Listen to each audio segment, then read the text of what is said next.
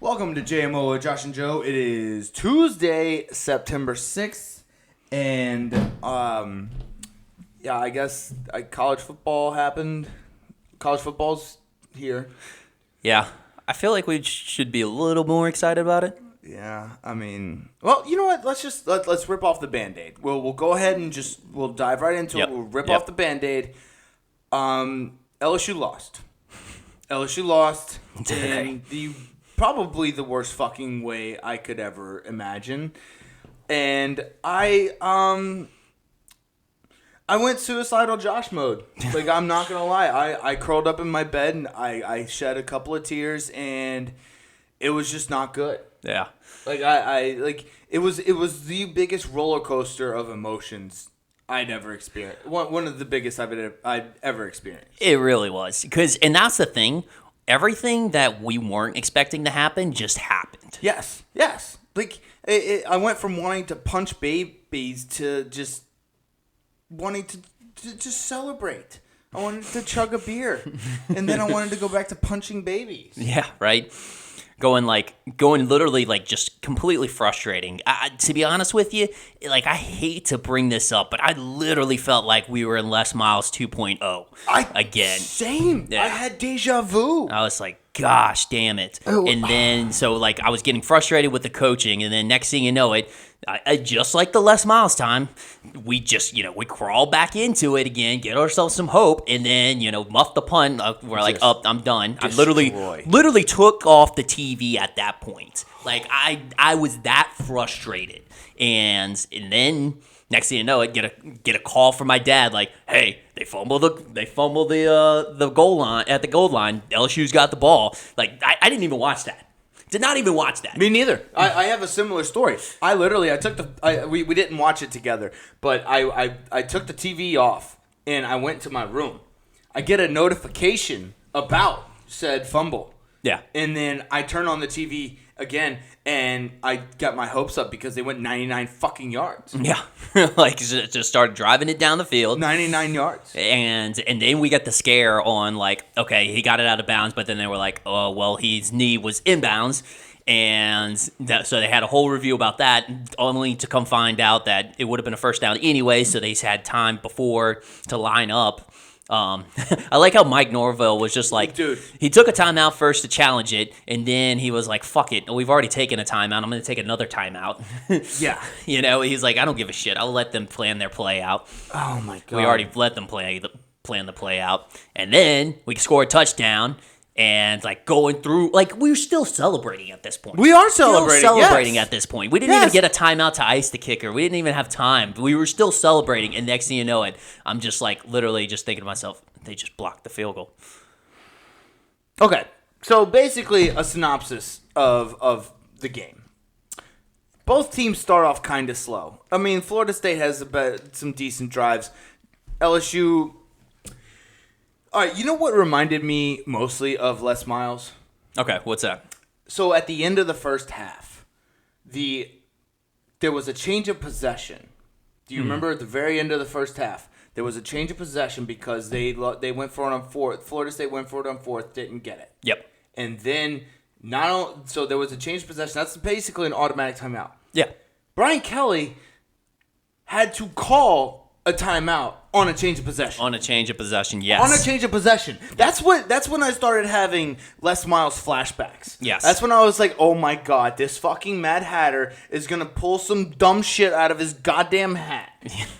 Yeah, I would have been surprised if he started eating grass. I would have just been like, okay, this makes sense. This is our life. Right. This is our life. We circled back into Les Miles again. Oh my God. So, yeah, all right. The game was not good. It was not great. There was special teams errors all around. There was no discipline. We had some injuries. We had some dumb plays. Ollie Gay, that was every bit of targeting. Dumb. Every bit of targeting. He's the poster child of targeting now. Yes. Yeah.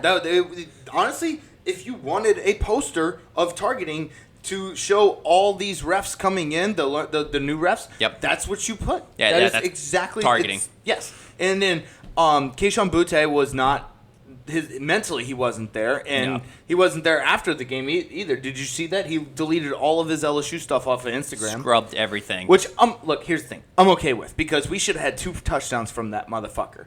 And he dropped the first one. Okay, yeah, it required an athletic play, but you're an athletic guy. Yeah. Like, you need to be able to make those fucking plays. You are our wide receiver number 1. Okay? Yeah. We have had the best wide receivers come out of LSU. You need to represent. You are wearing number 7. And then he had another one where Jaden Daniels threw a fucking rope to him. Yeah.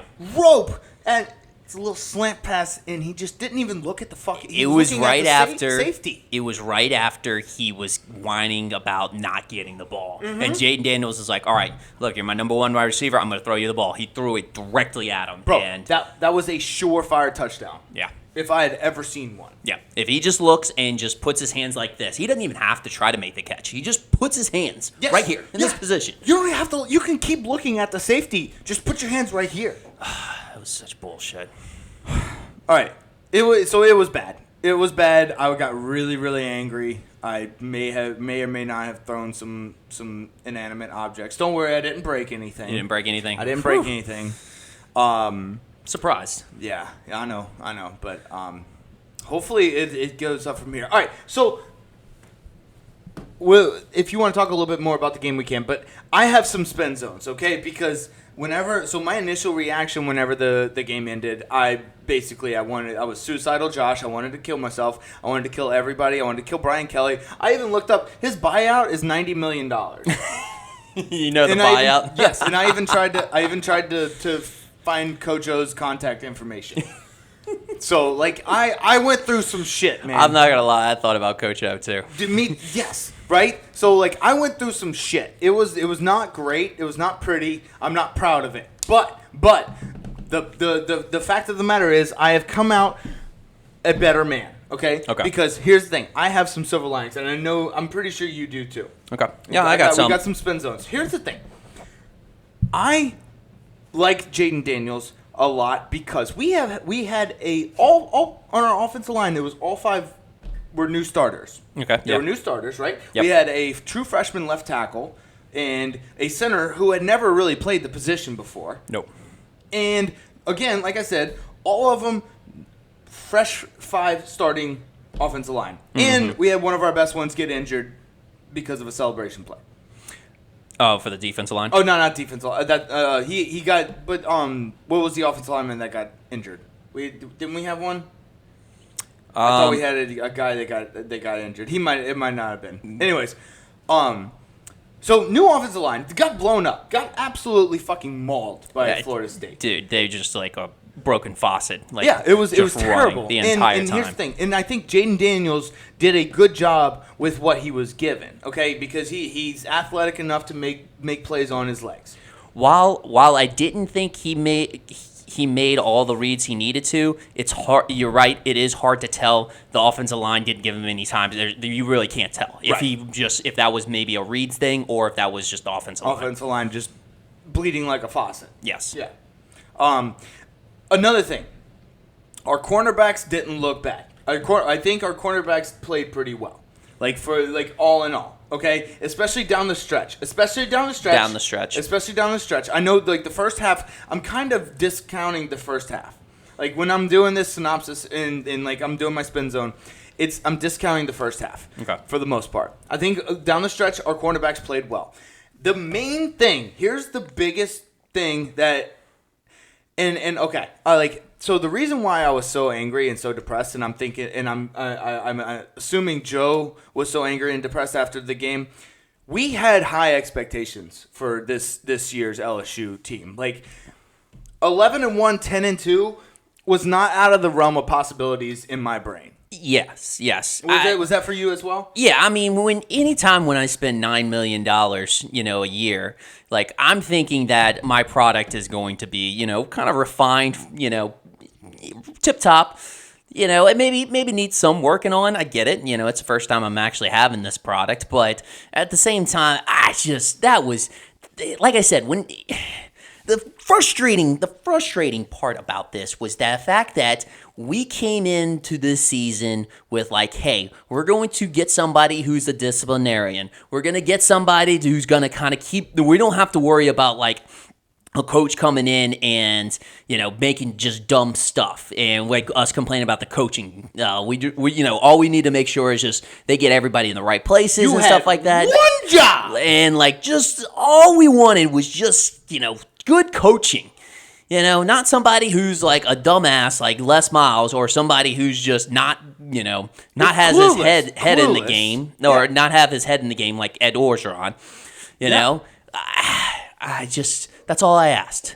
All I asked for. And that's what we were promised. Yes, that's what we were promised. And honestly, that's what we bought. And we did not get it. It was the opposite. They were undisciplined. They were unfocused. It was a coaching matter. It was a coaching issue. But again, back to my spin zone. The fresh offensive line, brand new quarterback. Cornerbacks played decent down the stretch. The biggest thing for me, and this is why I'm super excited for the rest of the season now. And I'm going to resell myself when Alabama comes and when we play Florida and we play Mississippi State and everybody. We did not give up.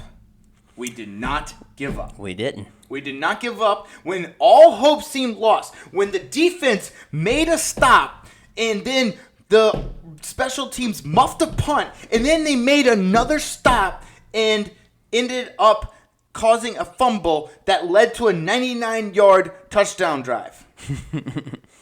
And I'm telling you, this was all late in the fourth quarter. Yeah. There was no giving up in that team. Okay? That's how I'm going to spend this for myself. Yeah, that's what you have to. That's a good spin zone right there. That's a good spin zone. That way you convince yourself that, hey, it was first game. They didn't quit. This is what's going to be the cliffhanger for the next game. Yes, I agree, and I'm sure you got way more details into why we are going to get better as it progresses. Well, good thing is, first thing starts off is we play Southern next. Right, it's a cleanup game. Yes. If it's not, then we're in trouble. Yes, agreed. Whatever the spread is, I don't bet on my teams, but if whatever the spread would be, I would take LSU. Yeah. I would take LSU.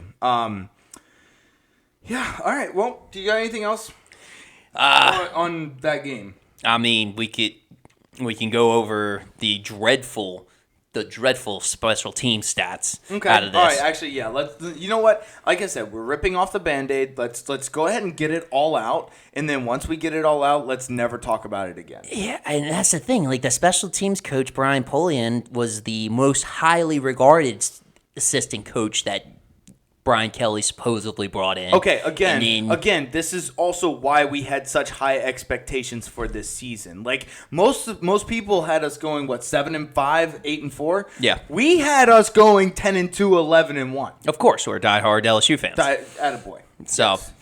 But and then the thing is like what was it? Special teams, 2 muffed punts, blocked field goal, blocked extra point, and a shanked punt. Shanked punt. That didn't even go 20 yards? It didn't pass the 50. Yeah, it was terrible. And like at a critical time, like we were just like, okay, let's at least get this ball down the field and try to play defense again. Yeah. Nope. Dude, it's brutal. Honestly, it's brutal talking about it, but I think we owe the listeners that. We have to talk about it. Yeah. Because it was tough, man. And the worst part? Honestly, this might be the worst part. What's up? Every single SEC team won, and then we lost in prime time on Sunday. That was terrible. We were the only fucking game that night. And that's the thing. I did think about that. I was like, oh, everybody won. And then like, oh, we still got to play. I'm like, gosh, I think I've heard this storyline before, and like it just didn't resonate well. No. That sounds like a Les Miles thing. Yeah. It probably happened during Les Miles' tenure. Yes. It was so bad. All right. Let's move on. So for those of you who don't pay any attention to college football, LSU lost 24-3. No, we're not excited about it. 24-23. 24-23. Yeah, that's might as well have been 3. I put that. The way the offense was playing. I put that fucking game out of my memory. Yeah. It's done. All right, so We have a great show for y'all. I gotta mentally just give me a second. I gotta like revamp myself. Come back to us. Yes. So we are starting season 2. We're gonna do. It's a little unorthodox how we set up our podcast. We are doing it by seasons. So every week 1 of college football starts a new season. So we are entering season 2, episode 1. Yep. Right. Yep. So. This is our first episode of season 2. I'm hoping, like, I know for a fact it's going to be even better than season 1. We're going to branch out a little bit, do a little more interviews. I think we should do a couple of road trips, honestly. Yeah. Oh, yeah. Get a little different settings. Yeah, create a little more content, you know. I like it. So yeah, today's episode is going to be, we're going to discuss the rest of college football. That's going to be the most part. And then we'll have some You Can't Make This Shit Up. And I think we had some NFL news. Yep, I got some NFL news as well. I mean, a little bit getting prepared for the season. Speaking of which, we've got the Thursday coming up. Oh yeah, we starts off everything. We got the preview for that. The Buffalo Bills, LA Rams. I think it's the LA Rams at the Buffalo Bills. Fantasy draft week. No, other way. It's at the Rams? It's at the Rams. Okay, Buffalo Bills at the Rams. And then we got fantasy draft week. Everybody's drafting last minute. Love it. It's the best. Yes, yeah. And then we got OTDISH and then other news. Yeah. So let's go. I want to start with the UNC Appalachian State game. Is that okay with you? Yeah. Because this game it's the epitome of college football. It's why we love college football. Yes. So just for those of you who don't know, the score ended up being, what was it, 64-62 or 65-63? Yeah, I think it was the same as when they played basketball last year. Yeah. All right. So yeah, it was a basketball score. Right. The craziest part was they scored 62 points in the fourth quarter. 40 of those points were for Appalachian State. Appalachian State scored 40 points in 15 minutes. Like that's one of the most absolutely absurd stats I've ever heard in my entire life. Yeah, the underdog scoring 40 points, like, and if you had the over and you after the third quarter, you're turning off your TV. Yeah, you're done. Right? Yeah, if you bet the over on that game, you're done. Mm-hmm. And then 62 points later, there you go. I feel like people who bet the over before the game and bet the over during the game just won all their money. Mm-hmm. Mm-hmm. Like you did a live bet. Here's the thing: I think everybody bet the under after the third quarter, and that's why Vegas was like, how that Buffalo Wild Wings thing. Yep. You pull the lever and the refs fuck up the game. Vegas absolutely has that. Oh, Vegas absolutely has the Buffalo Wild Wings lever. Yes. They just pull it and they're like, oh, everybody's betting the under. So, cha-ching, Appalachian State, 40 points in the fourth quarter. Run it up. Yes. So that onside kick. Can we talk about the onside kick? Mm-hmm. So for people who don't know, let's see. I can't remember exactly the box score. I can look it up. But Appalachian State went for 2 and they missed it. It was a wide open so guy. It was like 55-53. Something around there. It was in the 50s. Okay. And they went for 2, they missed it. So they had to go for an onside kick. And North Carolina gets it on the run and runs it in for a touchdown. Okay, here's my thing with this. All right, here I got it pulled up. Okay, so with 3 minutes and 4 seconds left, Drake May passed to DJ Jones for a 42-yard touchdown. Okay, so that makes it 56-49. North Carolina. Then Chase Bryce passed to Deshaun Davis to the right for a 28-yard touchdown. 2-point attempt failed. That makes it 56-55 with 38 seconds left. Okay, so did you when you looked at that onside kick, the North Carolina players deleted the Appalachian State players. Did you see that? It was like a wall that just blew over the Appalachian State players. Yeah. Right? So you saying I'm woke on this. You're woke on this? I think they let them score. Oh. Because here, think about it. If they hadn't let them score, if they tackled him, all they do is kneel the ball, run the clock out. Yeah. Oh, absolutely. So they let them score, so they have however many seconds left. Yes. to score another time, which they did. They scored, and they just happened to miss the extra or the 2-point conversion. Yeah. That's nuts. Yeah, they like it may have looked like a demolish, but Appalachian State they're smart. They made the right move there. Look, they're big stage now. Ever since they ever since they upset Michigan. They're big stage. I'll never forget that. Yes. They've worked their way up into the FBS rankings now. Yeah, but they've also won FCS championships, right? Yeah, they're the Appalachian State they're dogs. Yeah, they're dogs. They're dogs. Absolutely dogs. For sure, they're dogs. I'm just waiting for that time when they get into the playoff talk now. Yeah. Oh, when the college playoffs it's going to come out. Expand. All right, we'll talk about the expansion later. Let's get to Georgia, Oregon. Not much to say here. It's pretty self-explanatory. Yes. The first 7 possessions, or the first 7 Georgia offensive possessions, do you know what they were? I'm sure they were touchdowns. All touchdowns. First 7 possessions of Georgia offense were touchdowns. How does the offense get better? I don't know. I mean, like they had 5. Well, no. They weren't all offensive players, but they had a draft record of like 15 players go to the pros. Yeah, I mean George Pickens, Zamir White, James Cook. I mean nasty. I want to say there was a couple of offensive linemen as well. Granted, I know it was mostly defense, but I think James Cook's going to take Devin Singletary's job. I think so too. I think he's going to take his job. I really do. But yeah. It was one of those games where it's just like, okay, this is a college team playing against a high school team. Yes. It shows the separation between the top 3 teams being Ohio State, Alabama, and Georgia, and then basically everyone else. Yeah. You know what I'm saying? That's basically what it shows. I don't know. You have anything else on this game? It's basically Stetson Bennett had a nice arm switch. You saw that play? Yeah. He switched arms twice in the middle of a play, made it happen, and then threw a wide open touchdown. That was the one thing I was going to talk about because he eluded some Oregon defenders and did his best Johnny Football impression, to be honest. Remember?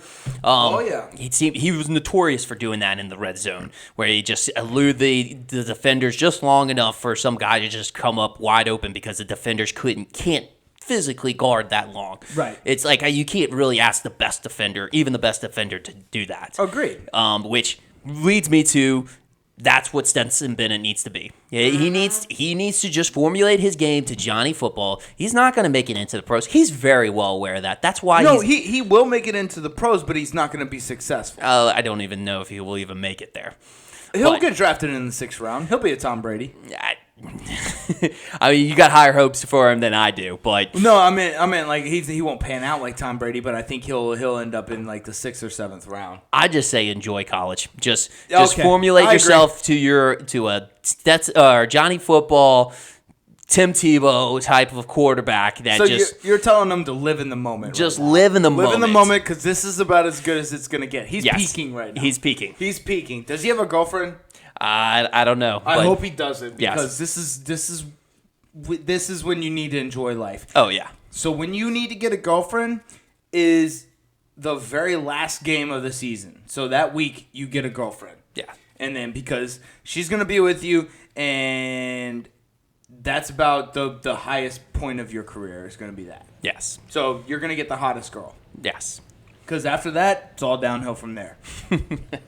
Yeah, no. So definitely live it up. That's basically what I'm saying. And then the last thing I had for this game, I don't know if you saw this tight end that Georgia has on this team. Tell me. So obviously everybody knows about Brock Bowers. Brock Bowers, phenomenal. Nasty. Did fantastic. But they got this other guy, Darnell Washington. Mm-hmm. This guy, 6'7", 270 pounds. He hurdles a man. Wow. Hurdle. So it's an offensive lineman just leaping over another human being. I mean, just completely like Saquon Barkley to him. Like, dude, it's absurd. So we got Rob Gronkowski 2.0. Yeah. Just bigger. Yeah, this guy's he's so big. He's bigger. He is so big. And That's wild. How fast is he? Do you know his 40 time? I don't know. We'll look that up. We'll go to practice and clock him. Okay. All right. Actually, that sounds like a great idea. I would love to do that. That is a one man I want to know what his 40 is. Yes. Same. All right. Let's fire off these next couple. Ohio State, Notre Dame. Honestly, the spread was a little wild, but that kind of went how I thought it was going to go. Yeah, it was. It was nice, hard-nosed, smash-mouth football, and it was cool to see. Ohio State started off a little slow, but then picked it up. Was able to pull away. I feel like that's kind of been the story for a lot of teams. Yeah. Like the Clemson, we'll get to the Clemson game. Actually, we won't get to. Let's get to the Clemson game now. Clemson started off slow, ended up destroying them 41-10. Yeah. It's kind of the same way with Ohio State, Notre Dame. Yep. Like the better team will always come out on top in the second half. Give Notre Dame credit. I think that was the game plan. They needed to get out early. That was a morality win. Yeah, they needed to get out early, and then or a moral victory. Yes, that's what I meant. A moral victory. Yeah, they can hang their hat on that, but just couldn't hold off. Yep. All right. Old Dominion versus Virginia Tech. This is tough. First, the big upset of the year. Yes, the tough start for Brent Pry. It's his first official head coaching game. Yes. Not good. No. Not good. No. That's worse. That's worse than Brian Kelly. Yeah, he's got to know that Old Dominion, Appalachian State, those are the upset kings. Yes. You have to zero in on those. Those are not write-off games. Yeah. Do you know what is the write-off game? When Alabama plays the Citadel. Yes. That's a write-off game. That is a write-off game. That's a write-off game. Old Dominion, Appalachian State, not write-off games. You got to know your college football history. Yes. Actually, that's a good segue. Alabama, Utah State. The only I didn't really want to talk about this. The only thing I wanted to say was R.I.P. and peace. Our boys that bet $1,000 on Utah State to win the national championship. Yep. R.I.P. No. Actually, I just thought about it. They can still make the playoff. The argument is they played Alabama as close as they could play Alabama. Mm-hmm. I'm just kidding. No, R.I.P. our dudes at Utah State. It was a good run. It was fun. We had a good week. Thus showing the world that you make stupid decisions when you're drunk. Yeah, you do. I wanted to argue with that, but yeah, you do. Yeah, you do. Don't drink and gamble. Don't drink and gamble. Also, don't drink and drive. Yes. Okay, so Florida, Utah. This was probably one of my favorite games of the weekend. Anthony Richardson is my dude. My dude. He is the Black Tim Tebow. He even wears the same fucking number at Florida. He wears the same number. I have a bet on him to win the Heisman. I mean, you could say he emulates him a little bit too with his playing style as well. He emulates, but has further less developed. Yes, a little more developed. I mean, then that's just part of the evolution of the game. Tim Tebow played back in 06-07. He's playing in 2022. Tim Tebow had the jump pass. He had the jump pump fake. Yes. Oh, that was amazing. That was incredible. I loved it. I'm really curious how NCAA is going to, come out with the control combination for that one. You just mash the buttons and then he'll do something surprising. He'll do a jump pump fake 360 spin and then throw it for a touchdown. Yes. Just mash the buttons and you'll get a surprise. It's gonna be great. So yeah, honestly, that was a great win. We had the dog of the day was that Utah receiver that just kept puking red Gatorade. You saw that? Yeah, I saw that. I mean, he just and he wouldn't even hurl. He didn't how when most people puke, their body does this motion and then you end up hurling everywhere. Yes. No, dude, that motherfucker just opened his mouth and just projectile vomited. And then he just got right back out there and just started running again. It was incredible. It was actually pretty cool because the red vomit was the same color as the Utah jersey. Red. Yeah. So it blended right in. It was great. That's awesome. Arkansas, Cincinnati. This was another tight matchup that I think went exactly the way I had imagined it would go. Yeah. Another example. I thought I had bet. Sorry, I'll let you talk.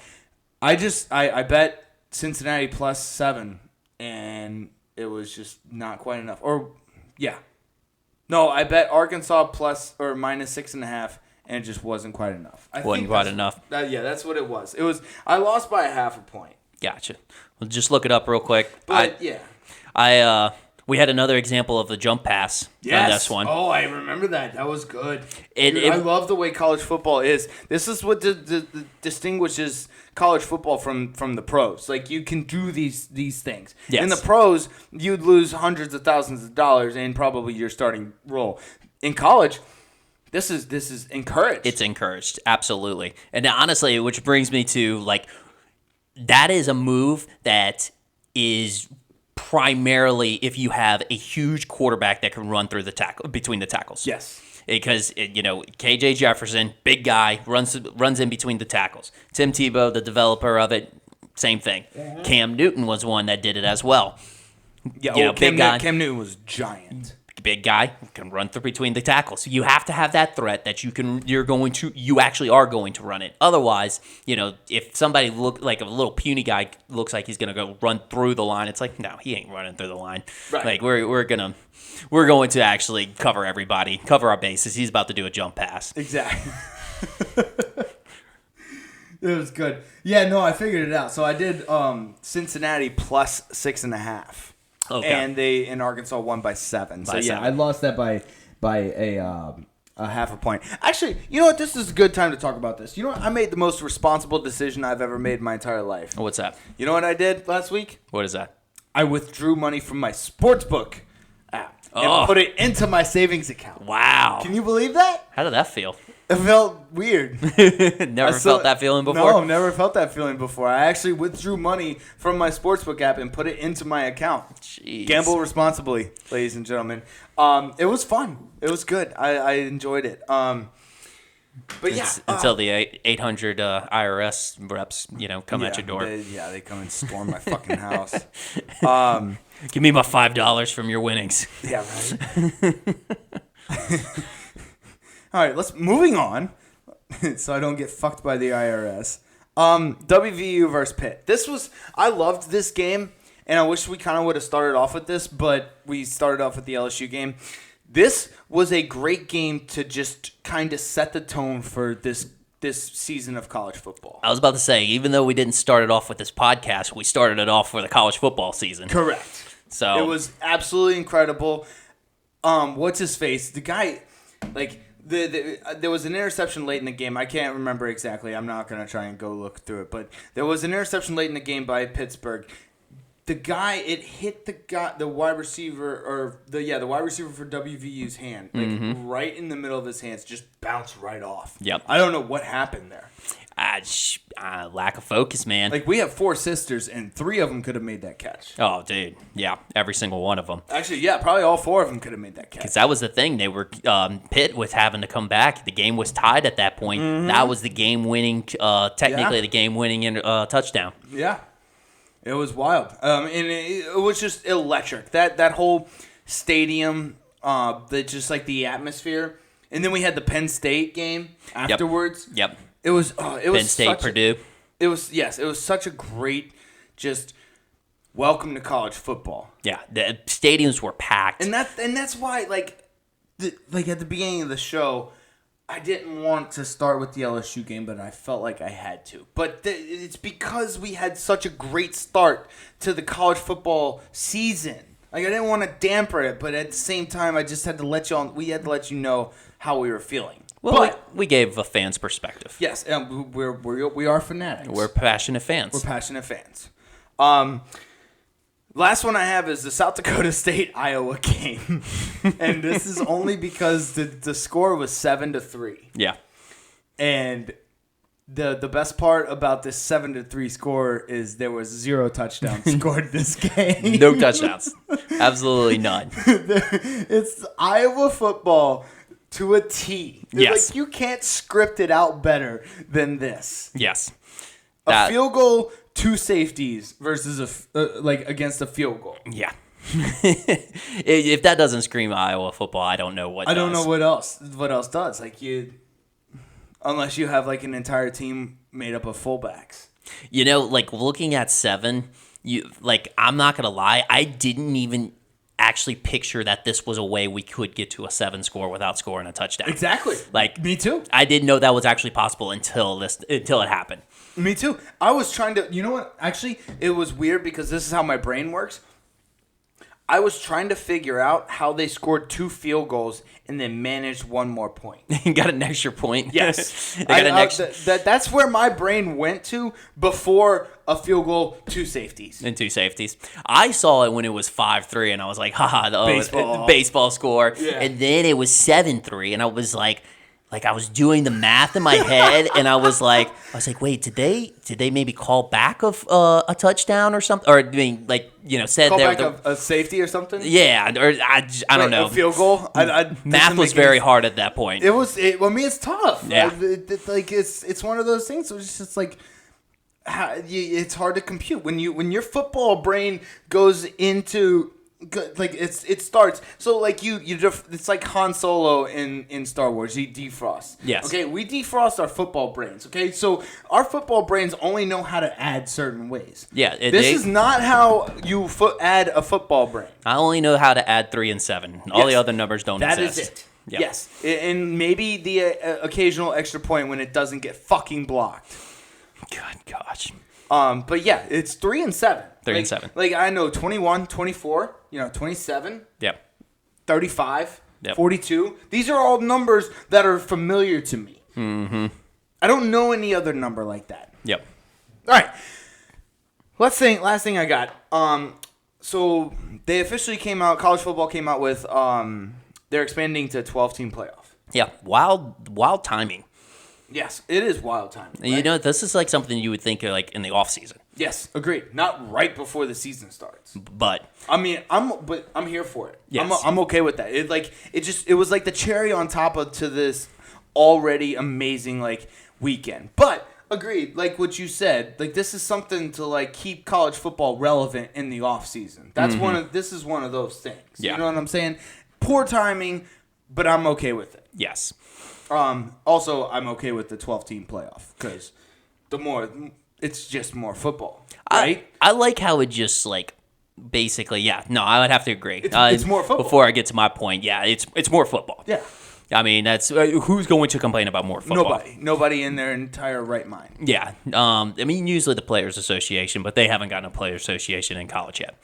So, Which they probably will. yeah, with the money going around. But my thing is, it was fun. I just thought it was funny that it took us forever to get us to a playoff, and we got to ourselves a 14 playoff. So the way things were going, I figured it would take us a while before we get to an expansion, and if we did, we'll go to a 6 or an 8. Right, six with first round bye, 8, with however many games. No, they went straight to 12. They were like, "Fuck that, let's go 12, baby." I love every fucking second of it. Yes.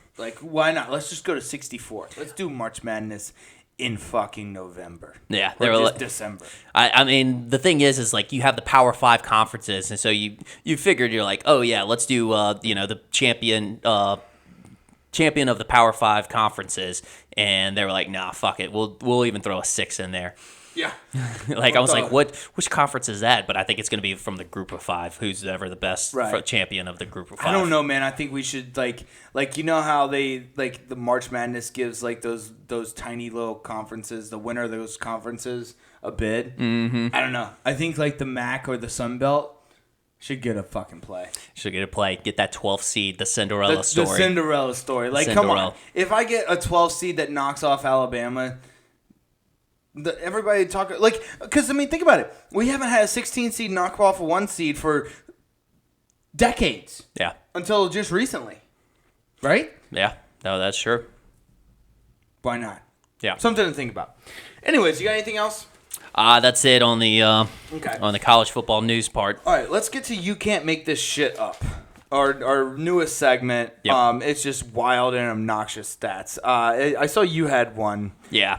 It kind of caters to the college football theme, right? Yeah, it Mine does as well, but let's start with yours. Yep. So this weekend was a crazy. You really couldn't make this up.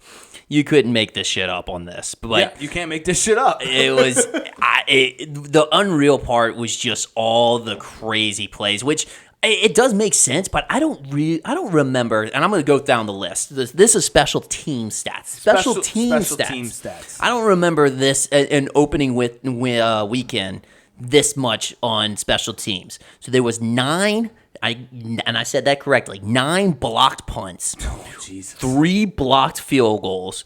3 punt returns for a touchdown, 1 kickoff return for a touchdown, and then, of course, LSU contributed 2 muff punts. So what you're saying is special teams isn't so special anymore. Well, it depends on which team you're on. That's true.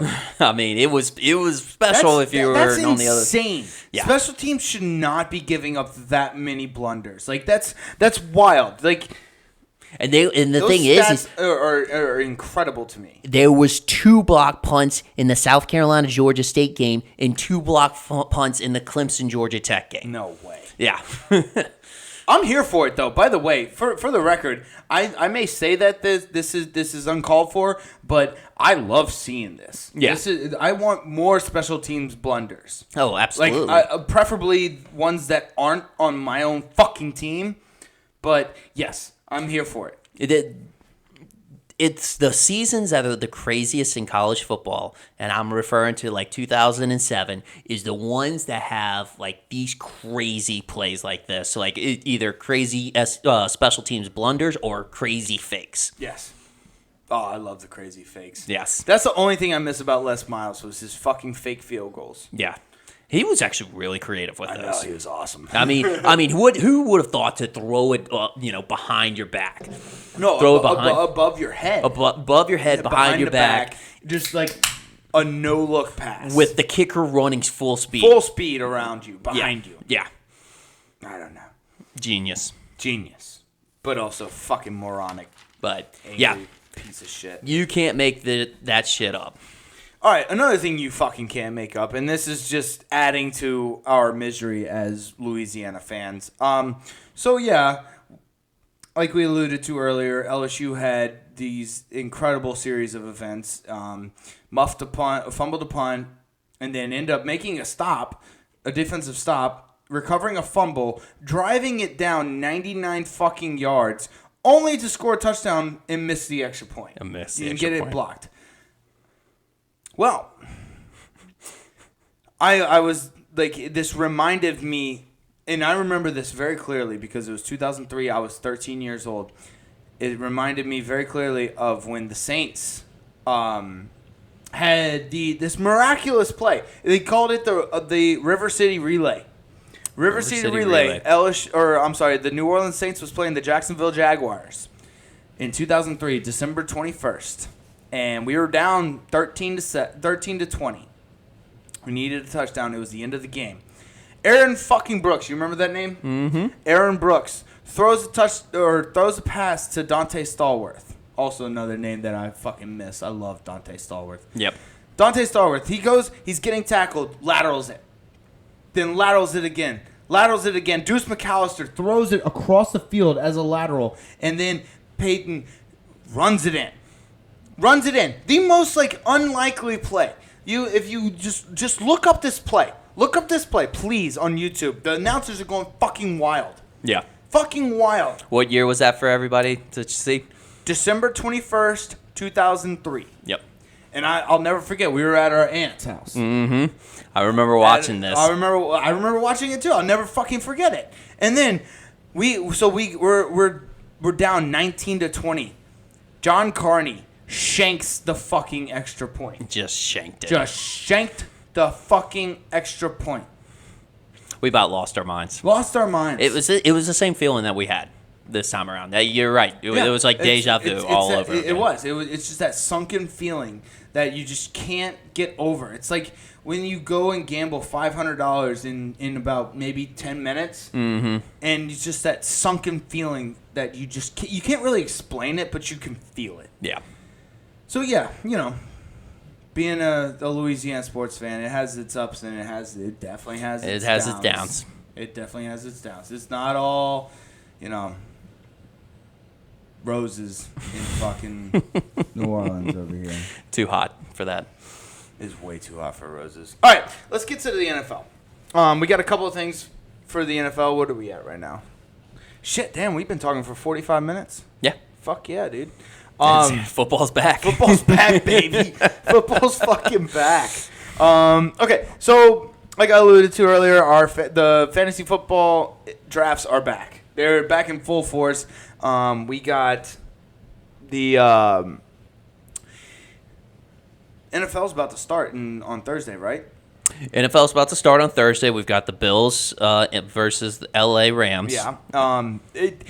Basically, everybody's just cramming their fantasy football drafts, and all the treasurers are trying to collect the money. Yeah, this is a stressful time. We actually just got done doing a draft. Yeah, we did. We did. All right, so everyone who's listening to this, I have a PSA. I have a public service announcement, and I need to tell everybody. Okay. Don't do mock drafts.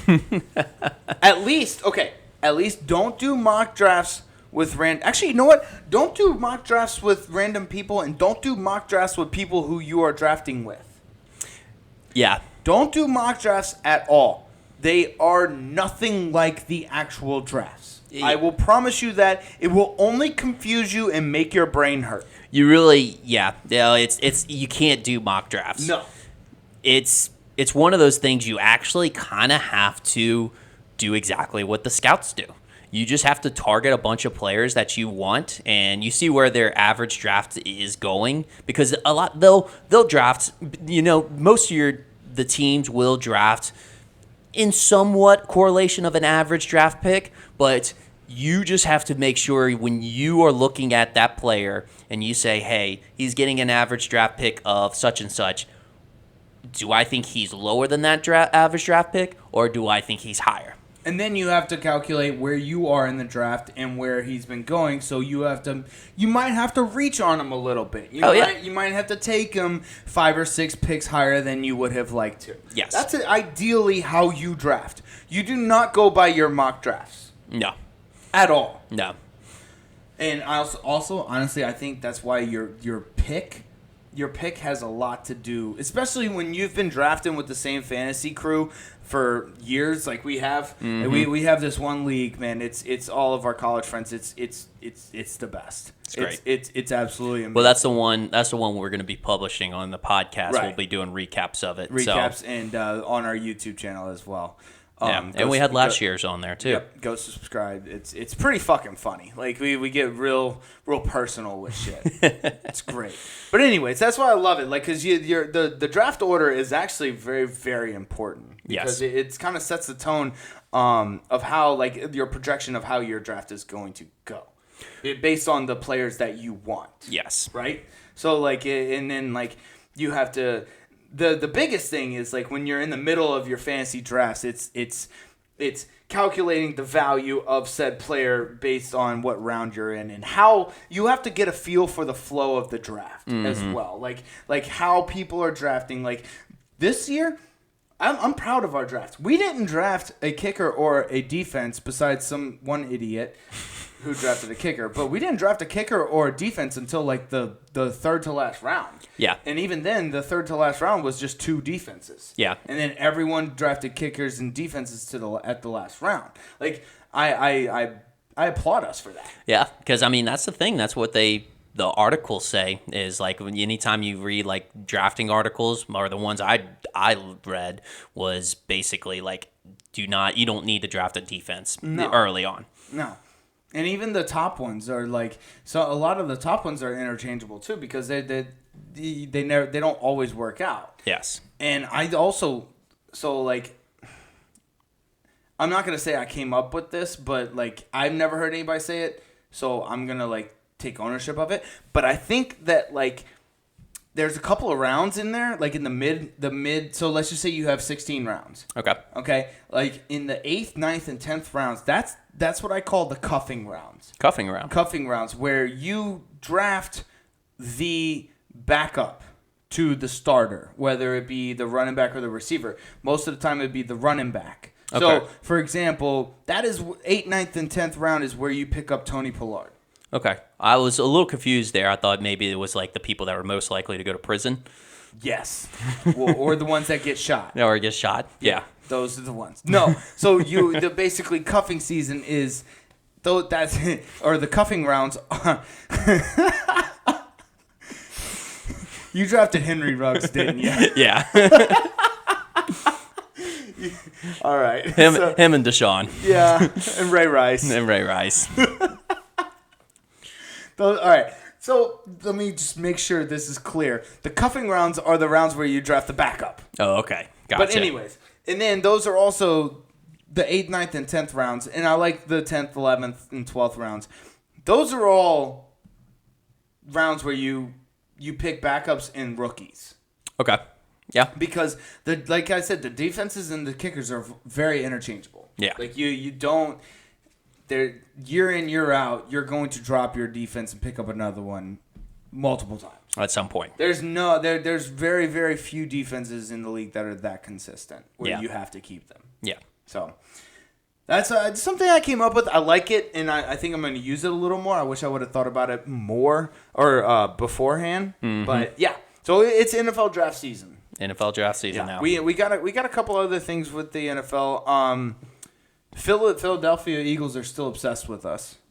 Still obsessed. They went and got Ian Book. Yeah. Which I have no idea why they did that. But that just further proves it because Ian Book wasn't even that good. No. At this point, it's just like they're doing it to prove a point, or it's spiteful. Yeah. I mean, because he's not very similar to Jalen Hurts, so it's not like they're getting a similar way, backup shape, or form. To run the same offense. Right. I agree.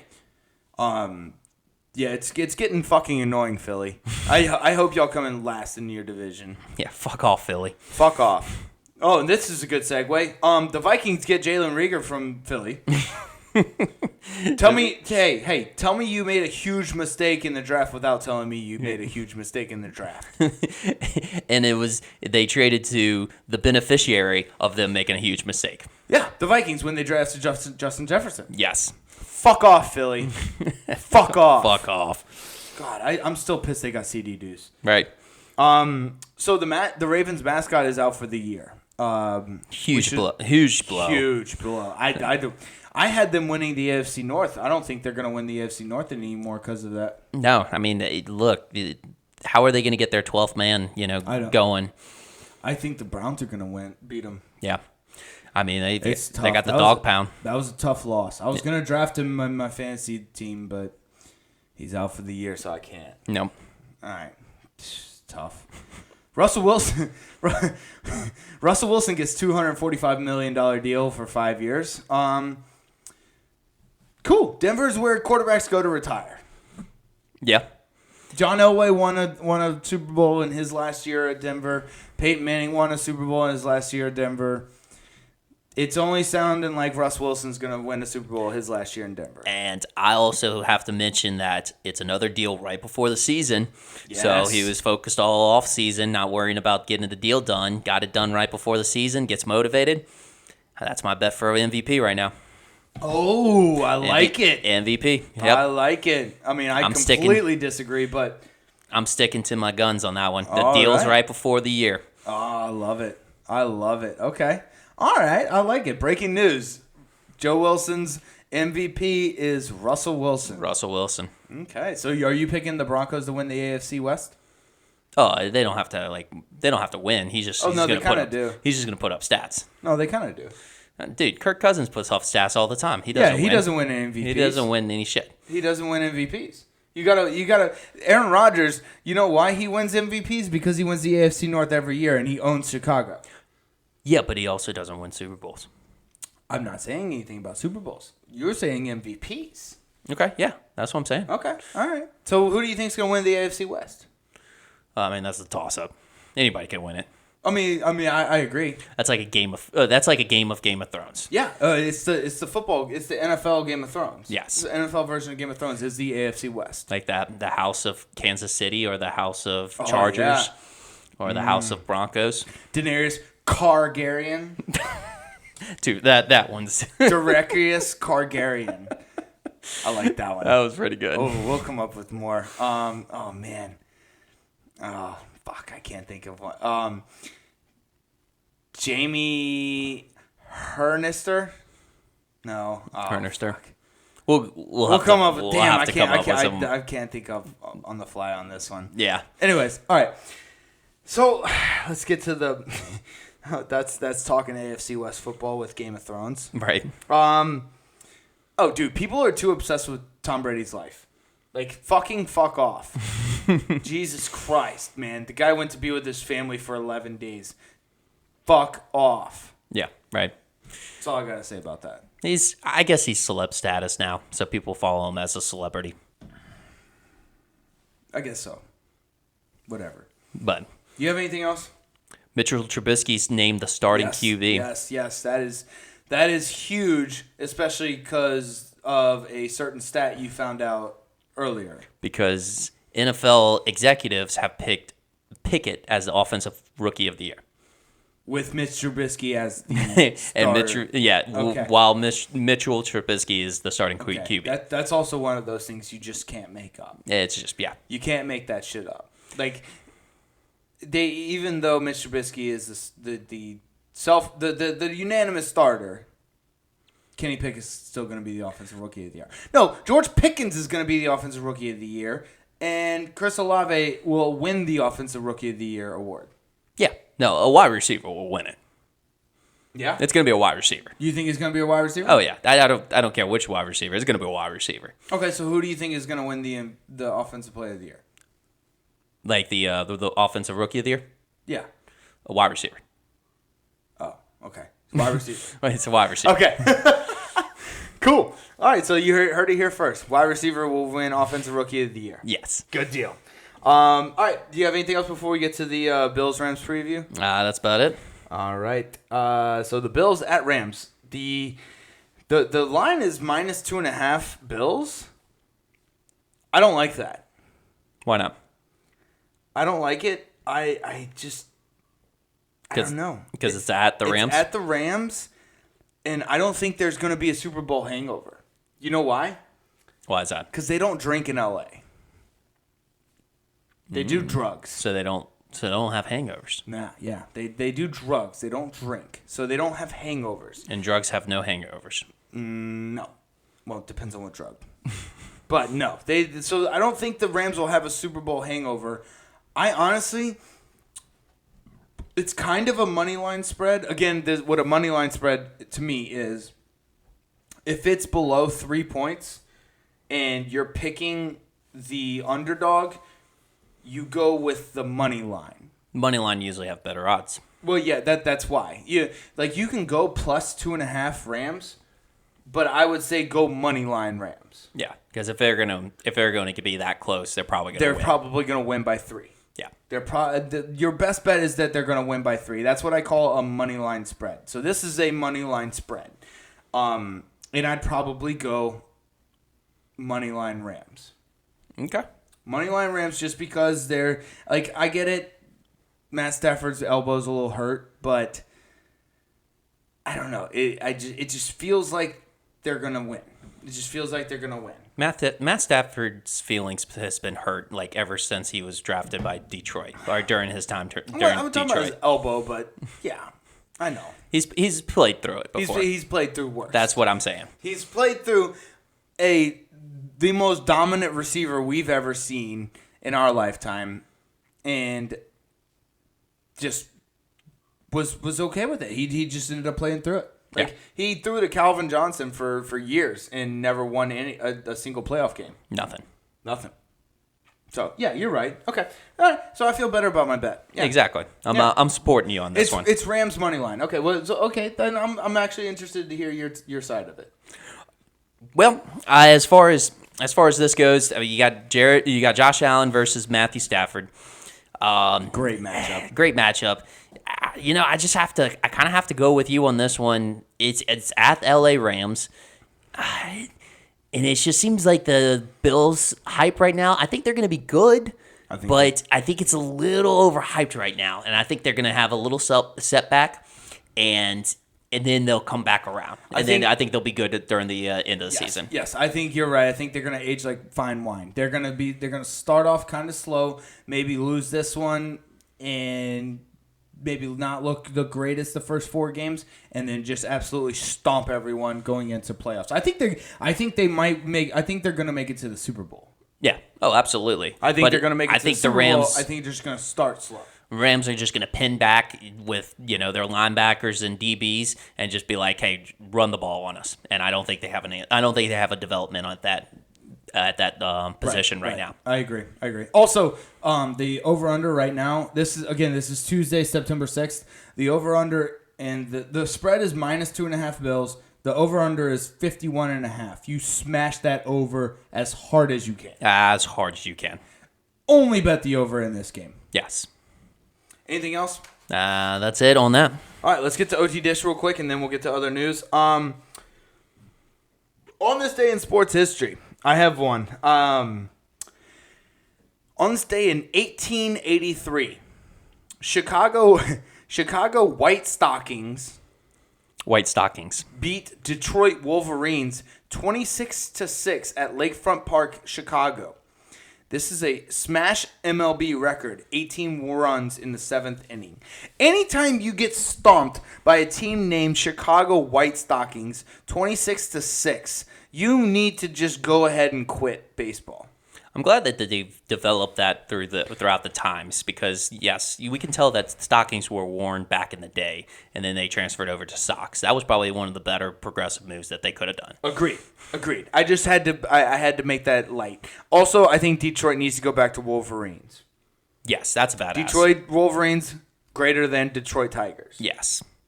I'm surprised there's not more Wolverines. I agree. Wolverines is badass. That's a badass name. It is a badass And it won't get you canceled. It won't. You're right. So, I feel like I think the only thing we have closest to it is Timberwolves.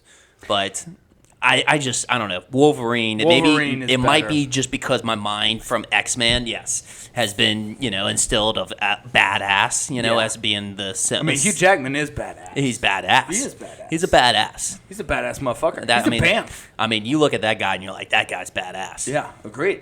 Absolutely. If I saw him on the street, I'd be like, whoa, that guy's badass. Yeah. What you got? So, and then my OT-DISH, I got in 2022, or 2020, not 2022. I had that put on wrong, but 2020, Djokovic got disqualified from the U.S. Open. Oh, I remember that. Out of frustration because he hit a ball. He was trying to hit it to the ball boy, but it was in frustration, or was frustrated about a call, hit it, and hit a line coach or a judge. A line judge. Right on the throat. Yeah, right on the jugular. I end up going back and watching it again. Golly. He you could tell, you see it in his face because it was COVID time, so they only had cameras, pointing at him. There was nobody in the crowds. But you could tell, he hit it, and he was, still frustrated, and then his complete face just dropped and was just like, oh no. Fuck. Fuck, what did I do? And then, as she's falling to the ground, he's like, I'm done. He knew he was out. He just knew he was done. But here's the thing. I feel for that. I've been in that situation before. I've been in that situation watching a game, not just playing a game, watching a game. I throw shit all the time. It's the heat of the moment. Yeah, it is. Because when you get passionate about something, you react way differently than what you would ever react in when you're in a normal mindset. Yes. And so I agree. I feel for Djokovic in this situation. Yeah, but that was kind of funny. That was awesome. That's a great trip back down memory lane. Yep. So I have another one. On this date in 1995, this is a big one because I remember this one. This is I loved Cal Ripken Jr. But Cal Ripken Jr. breaks Lou Gehrig's record and plays in his 2,131 straight game. Talk about durability. Unreal. I think they call him the Iron Horse or something like that. I don't remember. I'll look it up. But yeah, 2,131 games. I don't think I can do 2,131 of anything. No.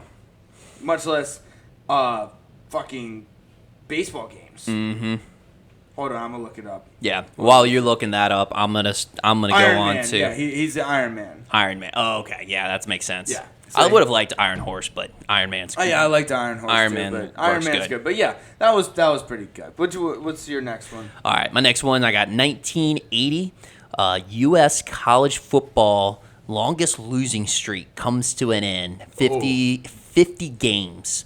There was a 50-game losing streak. A 50-game losing streak, and I believe I didn't write it down, but McConnell College or something like that. I'll have to look it up. McConnell. Yes, and but yeah, just imagine 50-game losing streak, and I'm assuming back in 1980 they weren't playing as many games, so I would have to say that's probably 5 seasons. 5 seasons. That's definitely 5 seasons. That might be more than 5 seasons because 5 seasons long. Because back then they used to play like eight season games.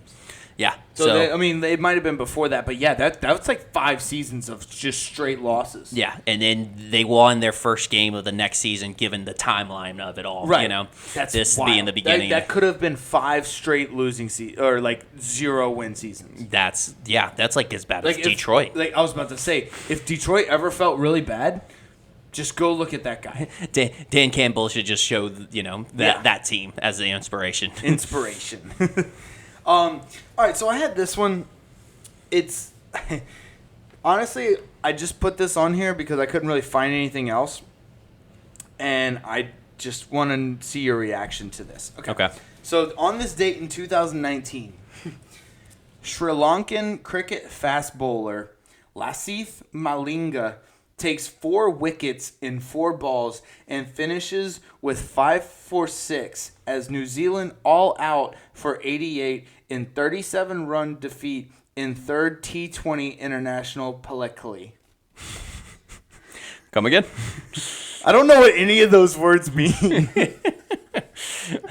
I definitely lost you halfway through that. Bro, this is how much I don't understand cricket. I was lost after the first line. I don't understand what fast bowler Lasith Malinga takes 4 wickets means. You can't. I couldn't tell you as well either. I don't know what any of the.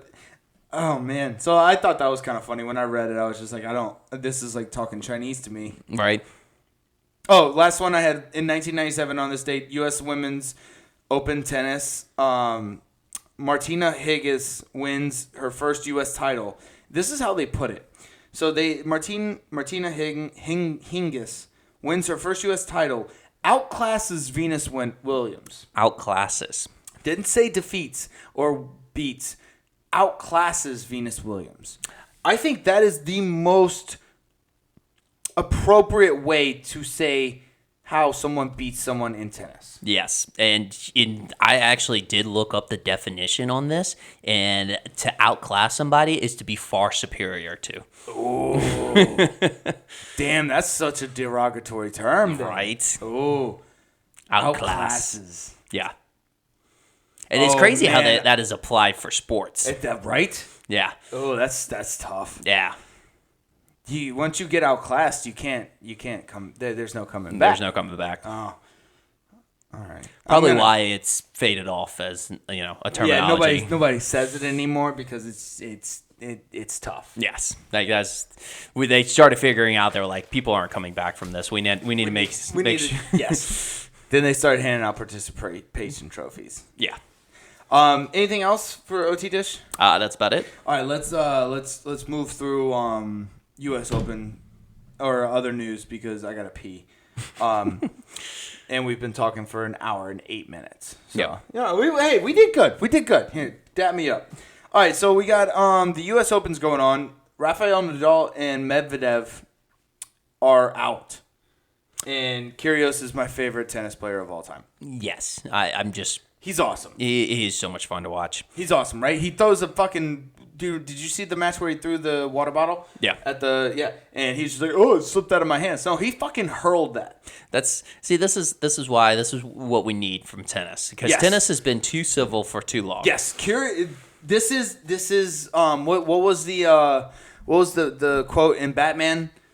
Not the hero we needed, but the hero, or not the hero we wanted, but the hero we deserved. Yes. Yeah. This is Kyrgios to tennis. Yes. They need Tennis needs a bad boy. They need some chaos. Yes, it needs a little chaos.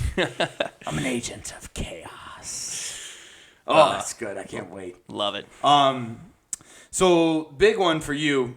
Donovan Mitchell gets traded to the Cavs. Yes. This is huge because I think the Cavs are actually making a real push. Oh yeah, they're making a push for a third LeBron James return.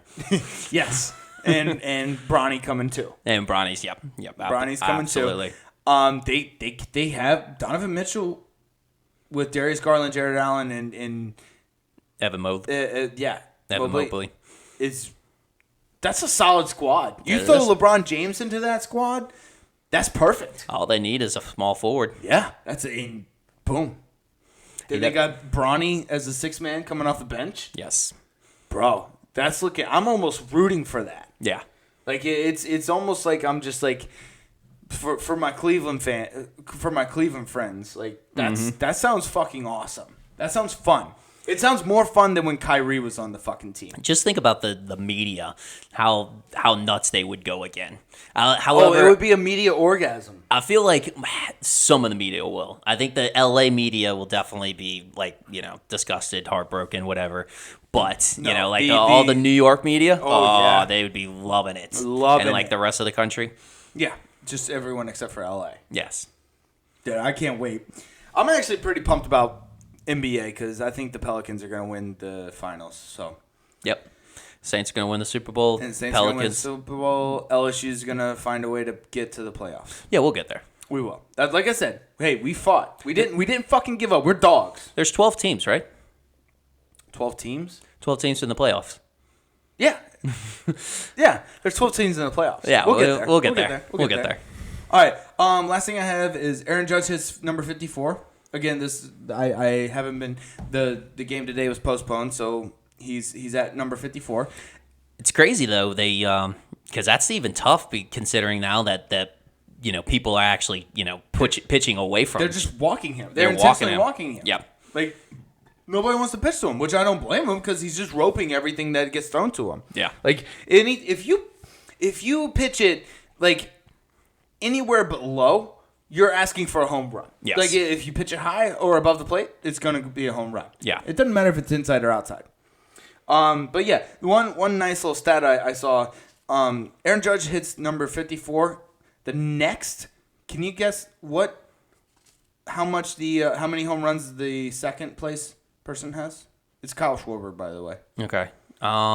I think I saw it at some point, but I maybe probably see it on my. No, I didn't see it on your page. I'm promising. I'm not looking right now. Aaron Judge has 54. Kyle Schwarber is second with how many?